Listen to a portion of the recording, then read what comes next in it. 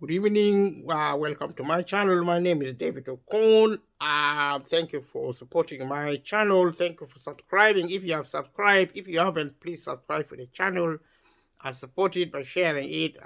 Click the notification bell to remind you if I upload a video, and also leave a comment below. And thank you again for being part of this process. I've been talking about the cost of living, and I've been talking about militarism as a context. And welcome to the program. And we'll be looking at a military outfit in Russia, a private army allegedly owned by the Russian government, but it's not owned directly, but there are individuals who own the military, but they are under the Russian administration, in the sense that the Wagner Group, as they are called, are actually financed by the Russian government, and actually their leaders and owners are actually former Russian senior officers. And what I'm looking at now are different, what is happening actually within the outfit, the military outfit. Like I said in the previous video, if you see private military, it's actually a feature of capitalism, which actually is based on privatization. What used to be a public system now is actually privatized. I've said elsewhere examining capitalism. If you watch my previous videos, you will discover that I talk extensively about capitalism as being a source of power to the ruling class. This ruling class are actually intending to rule and nothing else. They need power and they need money and resources, so they control resources. They control the market economy, and they focus on investing in capital and in infrastructure. That's what capitalism is. It means accumulation of wealth. And if we look at the behavior of modern current governments, they actually give money to private companies to invest in capital and infrastructure. This actually creates wealth for those private companies. And in the end matches, the giving of money is intended for private service, which it does provide a private service. The logic there being to promote capitalism, because if it was not a political decision, government would have given money directly to public companies, and they would have supported public companies. Instead, they are not funding public companies, they are making cuts, and the money cut is actually given to private companies to promote private services. And that is actually the explanation behind capitalism. It's about marketization, it's about privatization, which is actually what we see with the military system in Russia. What you see in Russia is happening across the globe with something called the machinery army. These are really multimillionaires and multi-billionaires, and controlling every aspect of society using money. Money is now the fulcrum of power. If you want power, actually access money and wealth, and then join them. They are the few and not the many. When I talked about the pyramid of power in the other videos, it means there is limited spaces at the top and more spaces at the bottom. The higher you go, the more powerful, the fewer you are in the pyramid schematic infrastructure. And this is what we have seen with the capitalism. Capitalism actually concentrates power in the hands of the many and not the few. Now, it's a myth now, especially now, to still think of socialism. Socialism never existed. There was never nothing. Like, there was... Socialism actually existed theoretically. Some element of socialism was actually some element of socialism was implemented over the years. It's still functioning under capitalism, but it is done under the auspices of capitalism. And the only rule from Adam of state or statehood has been capitalism. And any feature of socialism or public or nationalism has been there as a strategy or as a tactical approach to strengthening capitalism. So the argument, the ruling argument, the economic, the political argument, ideological argument as well as based capitalistic. Capitalism is in operation, is strong, and but it's not going to bring peace, because peace has to be brought by something, by human beings, in what I now decide to call cultural economy, to complement our developmental economy. We have wealth and power. Now we need respect. We need humans to change and become good people. Because now we live like we are living in a jungle, and that's not going to help. Because the reason capitalism is very dangerous, because the people are very dangerous. People who run it are not really civil. Simple as that. We see it in the war in Ukraine. We talk of maturity, we talk of civilization. How civil are we as a global estate, as a global economy, if there is still war in Ukraine? If there is still war in the Middle East, if there is still war in Africa, if earthquakes still kill people, a lot of people in Syria and Turkey, how can we claim to be a modern world? How can we say we are actually civil? We cannot. If people still die of curable diseases in parts of the world, such as in the continent of Africa, how can we actually claim to be a global family, civil world? So that is what we're talking about here. This is actually a combination of factors. This cause the cost of living. The cost of living didn't come from the outer space. We humans created it in our policy approaches, in our political attitude, in our cultural mentalities. So this is what I'm trying to talk about in broad terms. And for the moment, we're the minority voices talking about this. But my belief is that because everything I say is going to be proven to be true.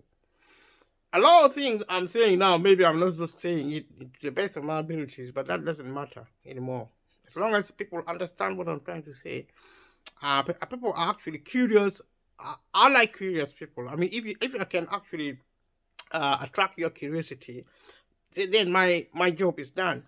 And because there's a lot to say, and there's people have a lot of, they're very busy, and I'm so appreciative to those who are subscribing, those who are actually supporting this process, are continue supporting this process. So looking at the Wagner Group, private military in Ukraine, and we're looking at them as part of the Russian outfit, national army. They operate together in different areas of the world, in Ukraine currently, but also in Syria, where Russia was doing operation, in parts of Africa. So at the battle of Bakhmut, the convicts were used to bait. These poorly armed and briefly trained convicts were sent in human wave attacks, drew out and exposed Ukrainian positions to attack by more experienced units of artillery. So we're looking at the Wagner Group, who are actually said to be recruiting prisoners. They're recruiting prisoners. I think there is a big ethical issue there, where prisoners are actually recruited to fight wars. And I would like to think that this is operating outside the human rights jurisdiction. It's illegal, in other words. Probably it's criminal. Probably is also probably within human rights. Probably is also probably an offense against humanity being done by Russia and the Wagner Group, which is a private military in Russia. It's a Russian private army. And I already said in the previous video that this is actually proof of privatization, because we are privatizing the state. Everywhere in the world is global. It's called globalization. Globalization is about privatization. Globalization is about capitalism. Capitalism is about privatization. So we are actually making capitalism and privatization global, including privatizing our military. We used to say we have a national army. Now it's going to be private. Some dictators are now behaving like that in Africa. They want it's a national army. They say, okay, this is a national army, but the way they behave with the army, with the military, actually, it's like they're private property. and the way they behave with national assets is like that private property. Actually, some presidents, heads of states in Africa, actually make decisions on national issues over the phone or while having lunch or breakfast alone. Make decision alone. He decide for the country alone. The country is his property, his private property. Everybody under in the country is other his children and family.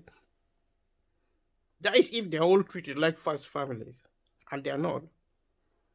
And begin to think, who are you? Are you citizen? Well, who is a citizen? Leave a comment below if you know. If you have a view, let me know. So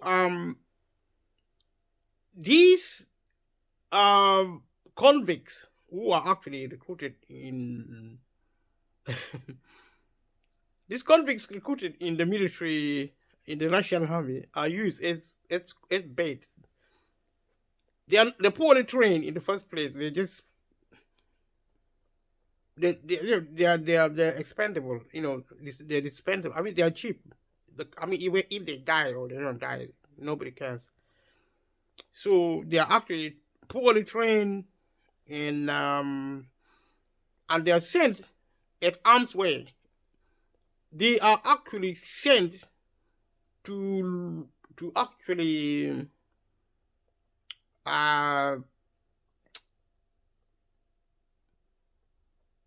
to draw Ukrainian army.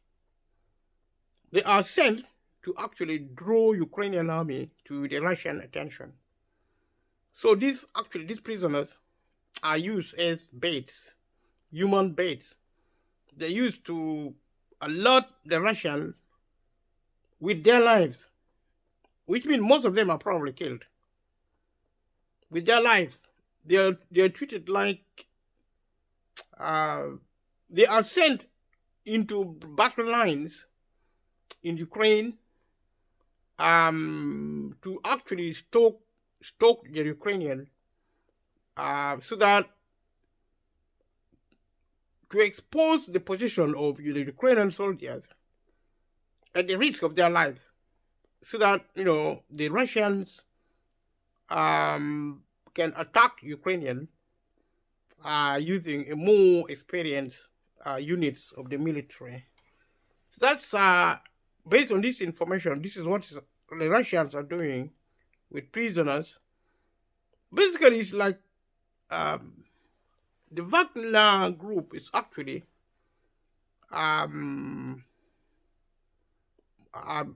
pronouncing death sentences and perhaps also death penalty on the prisoners. That's what's happening in Russia, based on the information I'm actually looking at. Leave a comment below and let me know your thoughts. The Wagner group deserter claimed that the inmates were formed into assault groups that it is described as meat, and that 90% of them die in the fighting. Just as I was trying to say, it's like a suicide. It's a massacre. It's actually a massacre. I mean, like murder, if you like. It's like a massacre. 90% of them is described as meat. You see, who would describe a human being as meat? I mean, this is happening. There is something we need to really pay attention to. This is information. This is information from online or from the internet.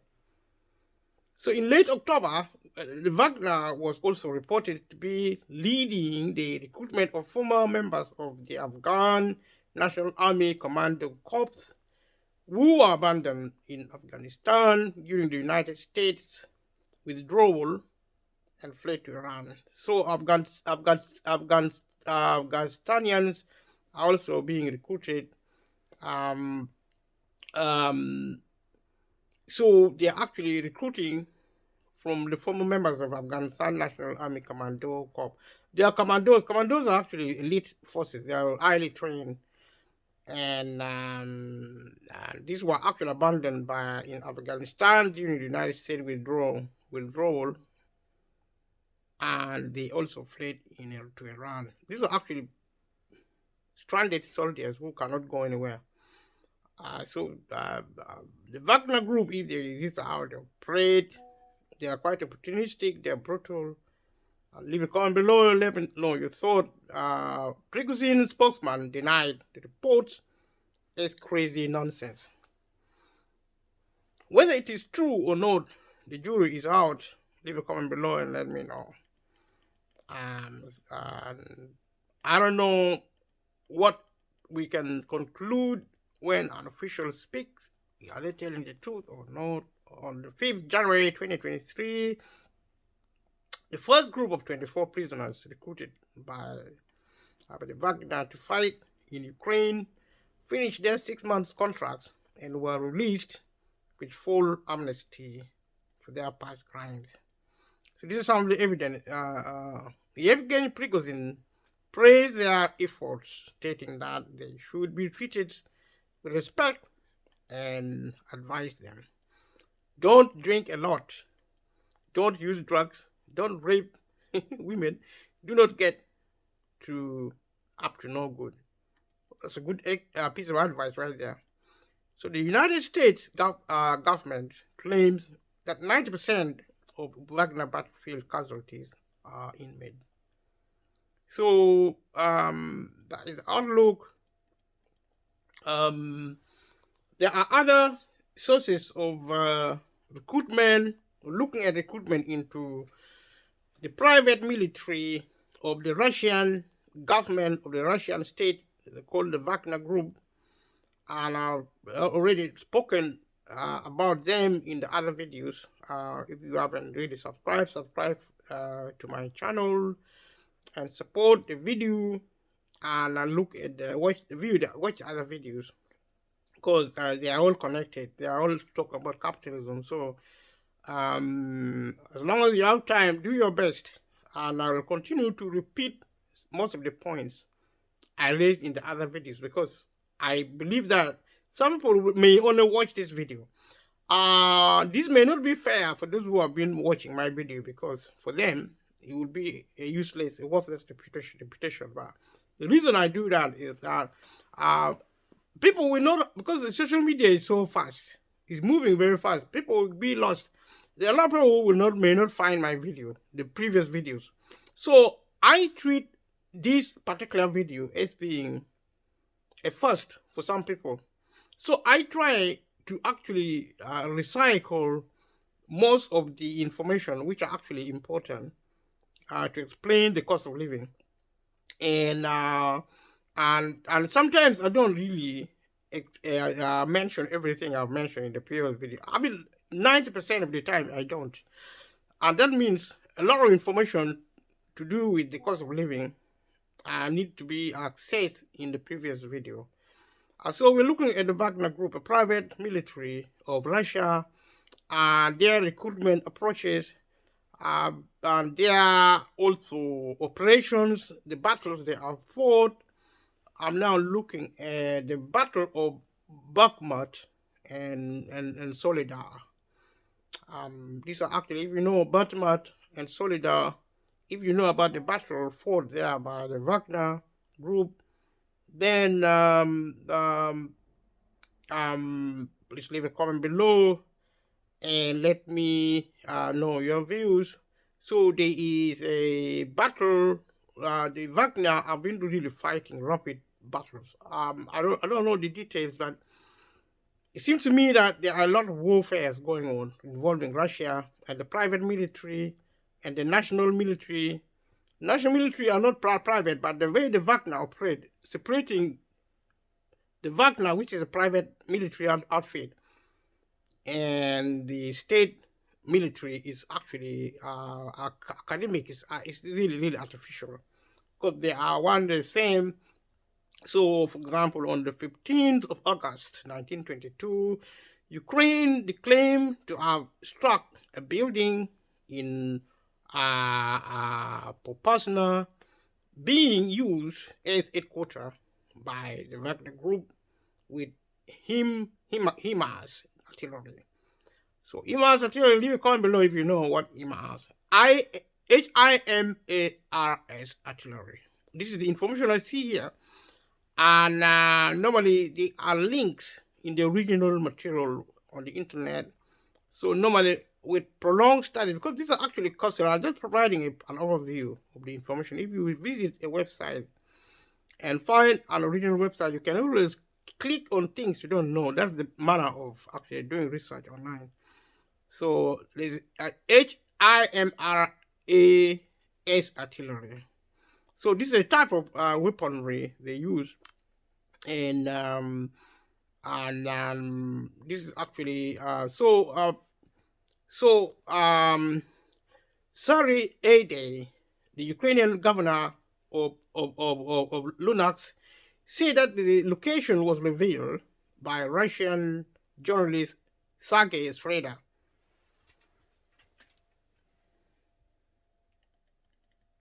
So these are some of the warfare's information regarding the fighting.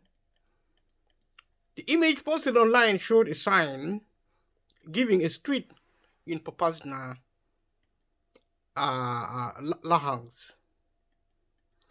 A pro-Moscow blogger called Kotenok wrote on Telegram a strike was carried out on one of the Wagner PMC locations in Popasna. PMC is private military company or contractors. Sources in Donbass confirmed that probably Imras. Ukrainian sources report the death of Prigozhin. We don't confirm that. It's not clear if the principal leader of Wagner is dead or alive. Several months later, on the 11th December, that is last year in 1922, Ukraine's governor of Luhansk, Seri Haidai, claimed that Wagner had suffered significant losses after Luhansk headquarters in Zodinov guest house in Kadivka had been destroyed. During the fighting in Bakhmut in late September, senior Wagner commander Alexei Nagin was killed. Nagin previously fought with Wagner in Syria and Libya, and before that he took part in the Second Chechen War and the Russo-Georgian War. These are actually some of the wars fought in that region involving the Russians. He was posthumously awarded the title of Hero of the Russian Federation. On the 22nd of December, Pentagon's John Kirby claimed that around 1,000 Wagner fighters were killed in fighting in Bakhmut during the previous week, including some 900 recruited convicts. So the story of prisoners being really killed among the Wagner group is continuing. According to Kirby, the Wagner group had also received a shipment of weapons from North Korea. So North Korea is a communist state, so to speak, and they are sympathetic to China, to Russia, perhaps also Ukraine in theory, but Russia. Because you see, North Korea is not really interested in the West. The West are interested in Ukraine, and Ukraine is seen as apart from the Western world. But I don't know what North Korea think, but a lot of people think communism is really important. But I say to the North Korean and also the Russian, whoever they think they are, and I'm also saying to a lot of other people around the world who still think, who have been always thinking that socialism existed in substance, I say there is only one system in existence. There had always been one system in existence. That system is capitalism. There have been variations of capitalism, including communism. Communism is actually part of capitalism. But, because of politics and their ideology, a lot of people have been really in a situation such as to make distinction between the East and the West, the East being communist state and the West being capitalist. Africa a continent like Africa was caught in between. Some African countries were left to decide after independence from Europeans, especially Europeans, to decide whether they're going to go west or east. But I don't know what the story of Africa, how it ended. But now I think all those are irrelevant because we're talking about capitalism. And North Korea, I think, if I still remember correctly, met former U.S. President Donald Trump when Donald Trump was still U.S. president. That I think Donald Trump was the first U.S. president, or even any Western president, to go to meet the president of North Korea. Um, that probably gives you a clue how Donald Trump ruled America. And probably people liked him, or some people didn't like him for one reason or another. But I think Donald Trump was actually being honest about the state of world politics. He didn't see, I don't know, I can't really speak for Donald Trump, to be honest. Leave a comment below and let me know what do you think about Donald Trump. So in mid-January 2023, the Wagner Group captured the salt mine town of Solda after fighting. During the battle, Wagner reportedly surrounded Ukraine troops in the center of the town. Hundreds of both Russian and Ukrainian troops were killed in the Battle of Solda. It's called Solidar. Leave a comment below if you know where this place is in. It should be in Russia or in Ukraine. Several days later, the Wagner captured Klishchiv, Klishchiv, south of Bakhmut, after which they continued advancing west of the settlement. Early in the Battle of Klishchiv, a Wagner Sukhoi Su-24 bomber was shot down with both pilots killed. Now the Sukhoi is actually a Russian MiG. I think it's part of the. I don't know if it's MiG. Sukhoi is actually a Russian aircraft. It's the latest, actually, state of the art, the latest. And yeah. So I'm gonna stop looking at this material and actually summarize. And if you haven't subscribed for my channel, please subscribe for my channel. Support it, share with family and friends. We're looking forward to 2023. We're looking forward to progress. We are looking forward to actually encourage one another as family. We are looking forward to talk about the cost of living. And we are also will be endeavoring to encourage as many people as possible. Like I said in the other videos, being very clear that the cost of living is a sign that times have changed. We are now looking at a country under capitalism, and the message of capitalism is that you should be self-reliant. We used to rely on the state. We no longer should be thinking that way. We, as a people of the world, should renew our minds. We need to think differently. We need to now think self-reliant. If you have to rely on yourself, which you need to rely on yourself, try also to rely on whatever else the state is still providing. It doesn't matter what it is. It doesn't matter how little it is. Swallow your pride, even if you're working. As long as you have problems, if you have challenges, financial challenges, if you think you can get some help, especially if you are in Europe and America, Australia, Middle East, Israel, any of the developed countries, where the state has a structure within the social policy objectives to provide help for those people who are in need. And also, if you're in Africa, try to figure out how it works, the welfare system works in Africa. I think it's within the family, within the clan.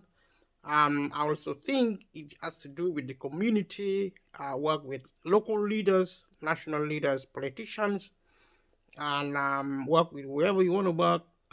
Think business, think investments. Doesn't matter how small it is, in addition to what you earn as an employee, try to do something little, like sometimes say something small, small, like we say it in Africa. Something little. It doesn't matter how little, how seemingly insignificant things might look. Do your best. And I already mentioned in the previous video that if you're an African, you have land, it doesn't make sense that you don't really organize to use the land. And you can look after cattle, you can look after animals. If you have land, just buy a pig, buy a chicken. Within a year, if you buy maybe 2 or 3 chicken hens, female chicken, and 1 or 2 cocks, they will start breeding. Within 6 months, within a year, you probably have enough to sell and to feed your family. I don't see why that is so complicated. I think people should be more organized with the use of the internet, with information. Teach yourself how to do business, how to manage business. Train yourself. Be an expert. Be a professor of agriculture if you're in Africa. It doesn't matter if you're a single mother, if you're a child, because there are child mothers in Africa. Believe it or not, even in the UK, there are child mothers. If you are 16, you're still a child. 17, you're a child by legal definition here in the UK. But in other parts of the world, maybe it goes as look at the law in your country to determine if you're a child by law. But your mother or your father, so be it. Work with your own hands. It is an opportunity, especially if you're in Africa. Start with as little as rearing a chicken. I mean, somebody asked me for money. One of my nephews, he wanted me to send him money from abroad because we have money in terms of being Africans. We in Europe have money, especially if you live in the UK. The pound is so strong, where it used to, in terms of the euro, in terms of the US dollar. Now with economic problem, the pound is going to be less and less valuable. But still, if you live in a developed world, you're most likely to help people in Africa. And those who are actually diaspora, if you can work as a family or as friends to actually, learn, visit YouTubes every Saturday, at least one in a month, download material from YouTube, meet somewhere and do a study, self-study as a group. Learn how to do business, how to invest, how to manage business, how to manage finances, how to deal with debts and credit systems and issues, how to invest in agriculture, how to actually do marketing. A lot of actually our children in the diaspora have studied marketing. I met 2 in our group, low cultural group. One of them is my family. I spoke to her the last time we met. The last time I saw her before the lockdown, I said almost jokingly. She said, I said, "What did you study?" She said she studied marketing. I said, "Oh, that is really valuable. I'll really look forward to at least asking you to assist me in marketing. Do marketing for me to promote my business." Now, I'm actually been talking to a lot of people who are thinking. I had a friend who is a medical doctor. I spoke to her she has lands in Africa. I don't know if she wants to work with me. A lot of people talk to me, but I don't think they're very keen to work with me. But who knows? Maybe one day I will work with 1 or 2 people. She's a medical doctor. She's from my country. I've known her for so many years. She actually is determined to use the internet, digital technology, digital economy, digital estate and spaces. She's so determined to sell food product. And I think she is very right. If she begins to do that, she's settling now in our profession. She's a newly qualified. I think maybe 2-3 years now. So I wish her well. I'll try to maybe between now and June and maybe the end of the year, we'll try to engage her, talk to her and see how she's getting on with our plans. Some people want to do pharmacy. There are so much opportunities. Ownership is available in Africa. If you can talk to your clan leaders, if they give you land, register it in your name, and don't sell it. If you're going to maybe sell it, do it in a nice way. First of all, before you even think of getting a land from your family, teach yourself how to invest. YouTube is really good place. You can be an expert by being involved in the YouTube. If you don't want to watch my YouTube because you think it's just a waste of time, no problem. But keep on checking on me because maybe next time you will come back, you may change your mind. Do yourself a favor, use the YouTube channel resources to teach yourself anything. Um, I can do that. I should do that. Everybody should do that. Use the YouTube. Don't despise it. It's not for children only. Children enjoy it in different ways. But even children now are actually beginning to gain a lot of knowledge. Sometimes if you have children, you will wonder. They're so clever because of social media. Especially YouTube. YouTube is really good. Facebook is really good. If you like reading, go online in the internet. Because with the thing with YouTube, you can download it. If you see anything valuable, maybe how to run a small business, where to get grant. This is actually directly relevant with the cost of living. I'll talk about the cost of living. Sometimes when I talk, people, it's so easy to forget that I'm talking about the cost of living. And because cost of living is about money, it's about income, it's about how to manage money and how to maximize your income. And that's the solution to the problem of the cost of living. Maximizing income. That means increasing what comes in and also decreasing what goes out in terms of debt. Debt can be really hemorrhaging of resources and finance. So the credit system can be good if you're an investor, but it can also be good for emergency. But if it is you create an habit